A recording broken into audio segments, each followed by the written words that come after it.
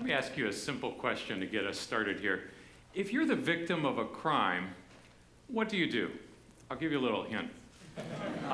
So let's say that as you leave the audience today, you go out to your car, your window's smashed of your vehicle, your stereo's gone, so you're going to call the police. Very good. Okay, you're at a bar, you walk out with your friend, someone sticks a gun at you and says, "Give me your wallet." So you give them your wallet, and then you call the police. Right. You get home, somebody's kicked in your door, your stereo, your TV, everything's missing out of your house, so you call the police. Very good. You have that strange email that comes in and says your bank needs to have you reset your password, so you go to the website, and the next time you check your balance, you realize you're down $400 because you've wired money to a place you've never heard of. So you call the bank? Your friends are all calling you and telling you that they hope you're okay. They've got an email that says you're stranded in London and you need to have them wire you some money, so you call your email provider? Your kids want that new Xbox One for Christmas, but you weren't going to camp out for 48 hours at Walmart, so you try to buy one on eBay, and the guy says you have to wire him the money in order to guarantee a Christmas delivery, so you send him $700, but you never get the Xbox. So you call eBay? Why do we call it cybercrime, but we don't call the police? Well, I have a little personal experience with this because we had an incident in our family. We went to the grocery store. We tried to pay for about $100 worth of groceries, and it told us the card was declined. I was pretty sure I had more than $100 in the account. We checked with the bank. We find out someone in San Diego has gone to Walmart 3 times and spent $1,800 out of our bank account. Well, so we call the police. And the guy says, "Oh, would you like me to do a police statement so that we can have the bank give you your money back?" I'm like, "No, we want you to do a police statement so someone will investigate the crime, catch the criminal, and put them in jail." And he laughs at us. He says, "That's not how it works." And I said, "Well, okay, I'm a criminal justice kind of guy. I know the DA. I'm going to go talk to the district attorney." He says, "Look, Gary, let's say you could find the person in San Diego. You know what happens next? I, the DA, have to fly them back to Birmingham, put them up a safe place where they reside until such time as we have a trial, feed them." He says, "I'll have spent far more than the $1,800 you lost. Call your bank and get the money back." That's not enough for me. I have connections everywhere. So I called someone in San Diego. I managed to get an introduction to the San Diego sheriff. Okay, one of his deputies. But I realized the problem was the plane ticket, right? So he says, "We'd be happy to investigate this crime for you, Mr. Warner. Tell you what, just send me an affidavit that says you or your wife will fly to San Diego at your own expense, stay in a hotel for a week, and pay for all your own meals if we catch the criminal, because without a witness in the stand, it's not going to do us any good." I said, "Well, that would cost me more than the $1,800 I lost." He said, "Right, call your bank, get the money back." Well, I've been trying to connect the dots on these crimes, because how many people think that's the only person that they ever stole $1,800 from? Right. So all the way back in 1992, I was working at a local university, and I started having these problems because we made this mistake. We plugged ourselves into this thing called the internet. And as soon as we did that, we exposed ourselves to hackers and viruses and all sorts of problems. And this was before we had antivirus or firewalls. And so I found that the secret was sharing information. I spent a great deal of my waking hours, and believe me, I have more of them than you do, tracking down these people and helping by sharing what I had learned about these crimes with other people around the internet. I helped them protect themselves. They helped me protect my network. And my boss came to me and he says, "Gary, you're spending way too much on this. You're spending all of your time chasing these bad guys. It's not your internet." That was a formative moment for me. I still remember exactly how that conversation went. I said, "The hell it's not." My people created this internet, computer scientists. We invented this and gave it to the world as a gift. And somebody's out there trying to destroy it by using it to steal your money and your passwords and your secrets and your documents. I'm going to stand at the end of my internet driveway and protect what's mine, and I hope other people will do the same to protect what's theirs. Well, So why doesn't it work? What if we treated physical crime the way we treat cybercrime? What if we told you when you got home and your door was kicked in, it was your fault you're a victim because you didn't have enough locks on your door?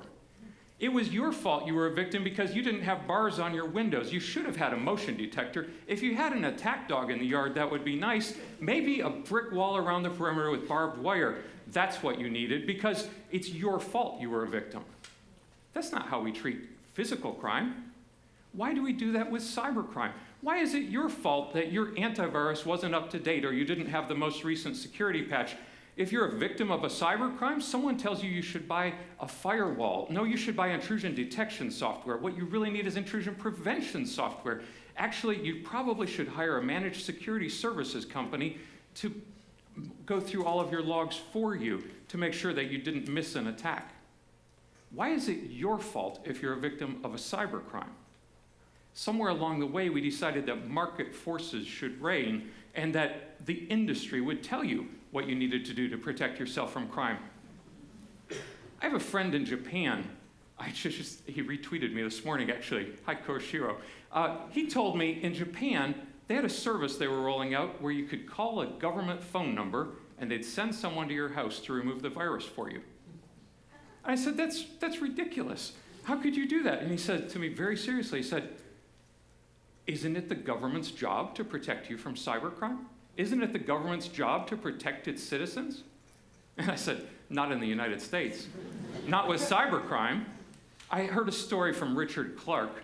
I was at the DARPA Cyber Colloquium in 2011, and he said, what if in the Cold War, President Kennedy had said, hey, General Electric and General Motors and Ford, I need you to all come to the White House to have a little meeting. And he said, I've got something to tell you. The Russians may come after us. So here's what we're going to do. I'll take care of defending the government facilities, but you guys might want to look into some anti-aircraft and maybe some fighter planes because you're on your own. But that's exactly what we've done with cybercrime. The government's actually built this wall around their network, and they have trusted internet connection points. These drawbridges where they've put an Einstein $3 billion sensor there to make sure that nothing bad comes into the castle. The problem with that is we're all on the outside of the castle. The government has said we should use these industry solutions to protect ourselves, but they're all building a $1 billion wall that we don't have access to. Now, I have lots of friends in legislatures, both in the state and national level, and one nice thing about legislators, they've never heard a problem that the solution wasn't another law.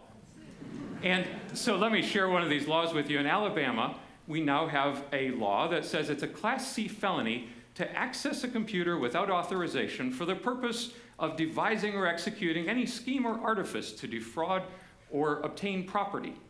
And if you steal at least $5,000 or $2,500, that's a Class C felony. That means you could go to jail for up to 20 years.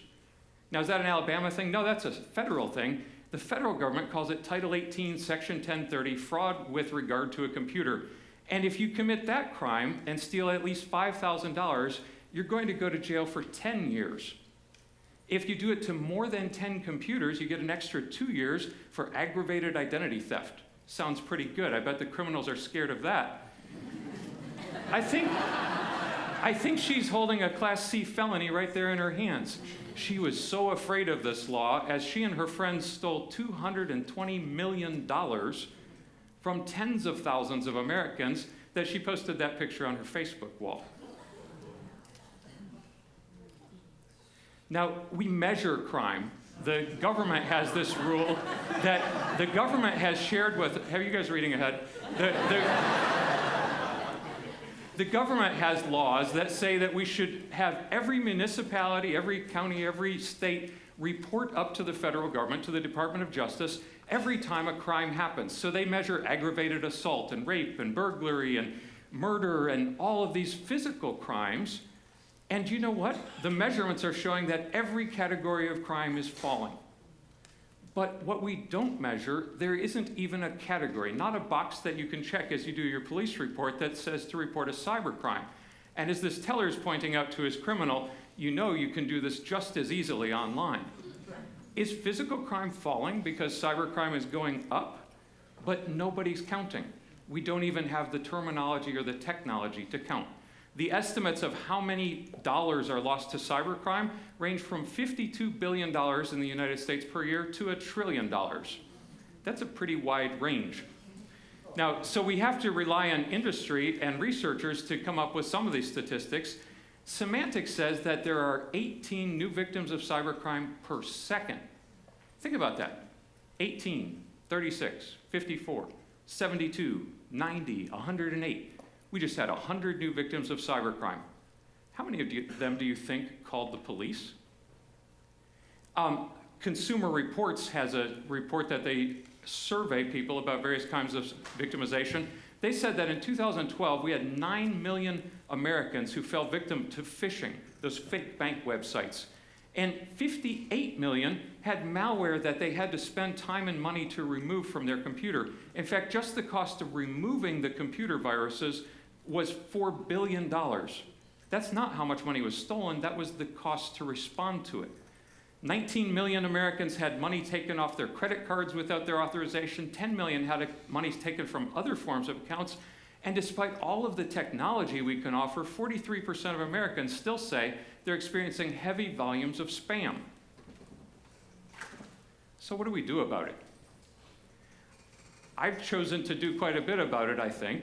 I went to my boss at the oil and gas company where I was the IT director. They've been very generous loaning me out to the FBI to help with cases and to help with the InfraGard program. And I said, I'm going to resign. He said, what's wrong? And I said, I've got to go make my own FBI agents. And he said, I don't understand. I said, I'm going to go find a university that will let me teach people how to fight cybercrime the right way. And he said, where are you going to go? I said, well, I'll start with my alma mater at UAB. I went to UAB's administration and I said, I'd like to do this. I laid out my plan. They said, well, I don't understand the objective. I said, well, I'm going to get 100 new FBI agents that I trained. And well, how's that working? Well, we have students in the FBI and in the CIA and the NSA. We have students working at Microsoft and PayPal. We have students at Visa and Bank of America and Regions Bank. We've got students all over the world who are fighting cybercrime the way I do. But what about you? Isn't it your internet too? What can you do? Well, remember the $1,800 that I had missing. What if you had $400 missing, but you didn't call the police? And the same criminal took $400 from you, and in fact from 10,000 people. Eventually that adds up to money. Well, what are we going to do? What are we going to do? The DHS has this thing that says if you see something, say something. Well, say something. Call the police. And if they don't respond the way you think they should, let your elected officials know. Tell your congressmen and your senators, tell your governor, your DA, your attorney general, I'd like you to change the way we fight cybercrime. And in the meantime, send that evidence to me. We'll help you connect the dots. Thank you.